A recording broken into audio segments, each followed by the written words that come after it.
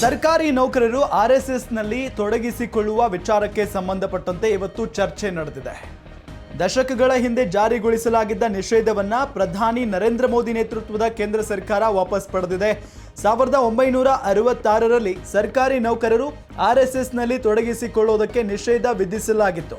July 9ರಂದು ಸಿಬ್ಬಂದಿ ಮತ್ತು ತರಬೇತಿ ಇಲಾಖೆ ಈ ನಿಷೇಧವನ್ನು ಹಿಂಪಡೆದಿದ್ದು, ಇನ್ನು ಮುಂದಿನ ದಿನಗಳಲ್ಲಿ ಸರ್ಕಾರಿ ನೌಕರರು ಆರ್ಎಸ್ಎಸ್ ಚಟುವಟಿಕೆಗಳಲ್ಲಿ ತೊಡಗಿಸಿಕೊಳ್ಳಬಹುದಾಗಿದೆ.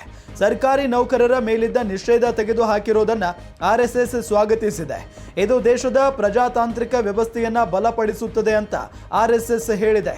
ಇನ್ನು ಈ ಬಗ್ಗೆ ಕಾಂಗ್ರೆಸ್ ವಾಗ್ದಾಳಿ ನಡೆಸಿದ್ದು, ಪ್ರಧಾನಿ ಮೋದಿ ಸೈದ್ಧಾಂತಿಕ ನೆಲೆಗಟ್ಟಿನಲ್ಲಿ ಸರ್ಕಾರಿ ನೌಕರರನ್ನ ರಾಜಕೀಯಗೊಳಿಸಲು ಬಯಸುತ್ತಿದ್ದಾರೆ ಅಂತ ಆರೋಪಿಸಿದೆ. ಈ ಸಂಬಂಧ ಎಕ್ಸ್ನಲ್ಲಿ ಪೋಸ್ಟ್ ಹಂಚಿಕೊಂಡಿರುವ ಎಐಸಿಸಿ ಅಧ್ಯಕ್ಷ ಮಲ್ಲಿಕಾರ್ಜುನ ಖರ್ಗೆ 1947ರಲ್ಲಿ ಭಾರತವು ತ್ರಿವರ್ಣ ಧ್ವಜವನ್ನು ಅಳವಡಿಸಿಕೊಂಡಿತ್ತು. ಆದರೆ ಆರ್ಎಸ್ಎಸ್ ಇದನ್ನ ವಿರೋಧಿಸಿತ್ತು. ಆರ್ಎಸ್ಎಸ್ನ ಈ ಧೋರಣೆಯನ್ನ ಖಂಡಿಸಿದ್ದ ಸರ್ದಾರ್ ವಲ್ಲಭಾಯಿ ಪಟೇಲ್ ಸಂಘಕ್ಕೆ ಎಚ್ಚರಿಕೆ ನೀಡಿದ್ರು. ಗಾಂಧೀಜಿ ಹತ್ಯೆಯ ಬಳಿಕ ಸರ್ದಾರ್ ವಲ್ಲಭಾಯಿ ಪಟೇಲ್ ಅವರು ಆರ್ಎಸ್ಎಸ್ ಅನ್ನ ನಿಷೇಧಿಸಿದ್ರು. 1966ರಲ್ಲಿ ಆರ್ಎಸ್ಎಸ್ ಚಟುವಟಿಕೆಗಳಲ್ಲಿ ಸರ್ಕಾರಿ ನೌಕರರು ಭಾಗವಹಿಸುವುದನ್ನು ನಿಷೇಧಿಸಿದ್ರು.